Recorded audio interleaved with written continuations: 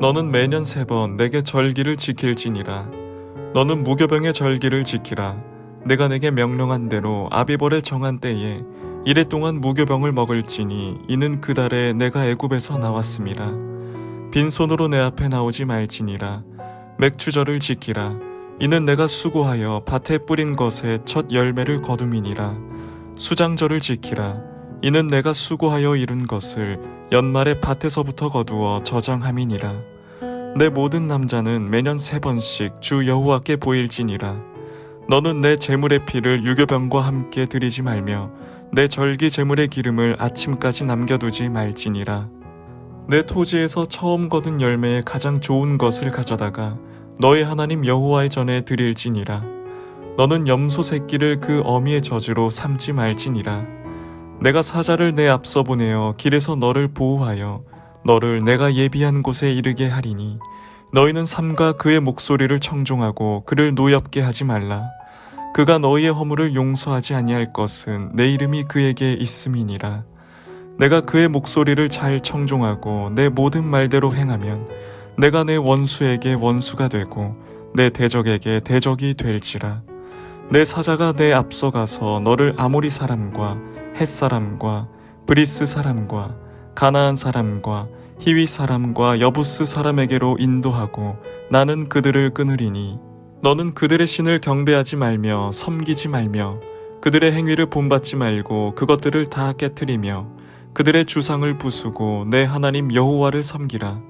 그리하면 여호와가 너희의 양식과 물에 복을 내리고 너희 중에서 병을 제하리니 내 나라에 낙태하는 자가 없고 임신하지 못하는 자가 없을 것이라. 내가 너의 날수를 채우리라. 내가 내 위엄을 내 앞서 보내어 내가 이를 곳의 모든 백성을 물리치고 내 모든 원수들이 내게 등을 돌려 도망하게 할 것이며 내가 왕벌을 내 앞에 보내리니 그 벌이 히위 족속과 가나안 족속과 헷 족속을 내 앞에서 쫓아내리라.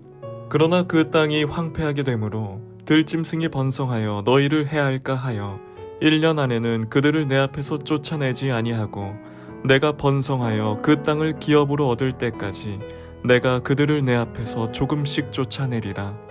내가 내 경계를 홍해에서부터 블레셋 바다까지 광야에서부터 강까지 정하고 그 땅의 주민을 내 손에 넘기리니 내가 그들을 내 앞에서 쫓아낼지라. 너는 그들과 그들의 신들과 언약하지 말라. 그들이 내 땅에 머무르지 못할 것은 그들이 너를 내게 범죄하게 할까 두려움이라. 내가 그 신들을 섬기면 그것이 너의 올무가 되리라. 할렐루야, 토요일 새벽입니다. 오늘도 새벽 말씀 큐티를 통해서 은혜가 충만한 하루 되기를 소망합니다.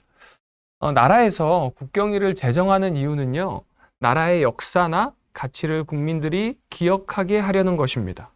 이스라엘 역시 하나님의 나라라는 이 정체성을 이스라엘 백성들이 잊지 않도록 하나님께서 매번 3번의 절기를 지키도록 명령하시는 것을 볼 수 있습니다. 무교절은 이제 출애굽의 역사를 기억하라는 절기이고요.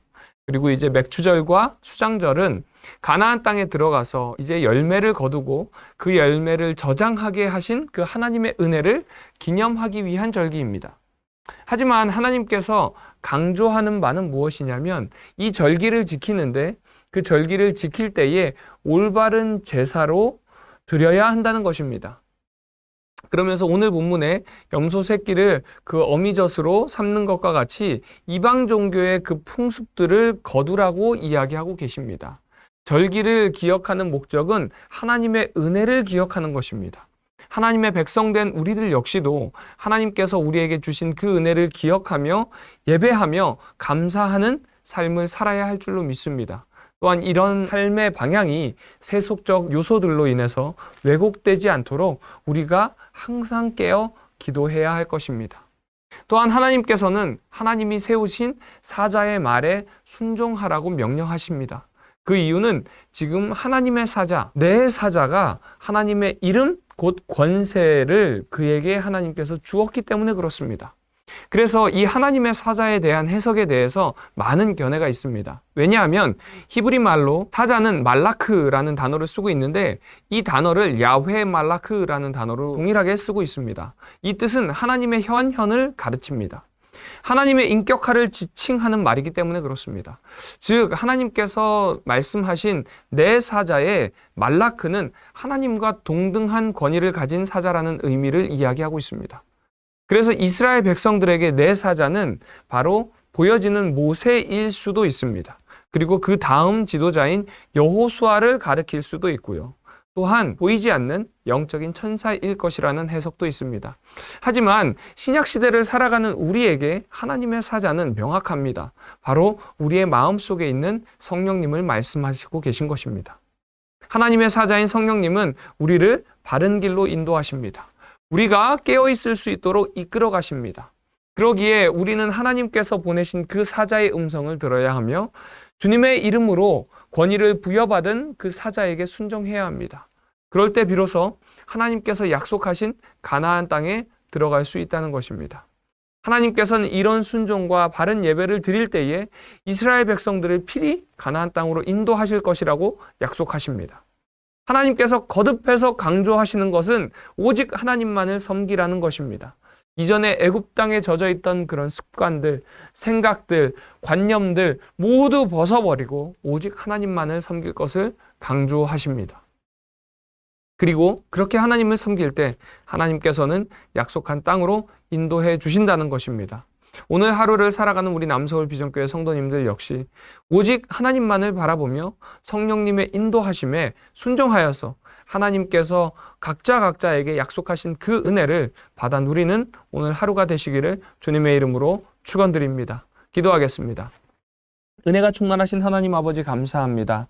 부족한 저희들을 택하여 주시고 주의 자녀 삼아 주시고 우리를 인도하여 주시며 감사드립니다. 그럼에도 불구하고 우리는 여전히 세상의 그 습관에 젖어 있음을 고백합니다. 주님만을 섬기고 주님만을 예배한다고 이야기하지만 여전히 나의 습관을 버리지 못했던 우리의 모습들이 있습니다.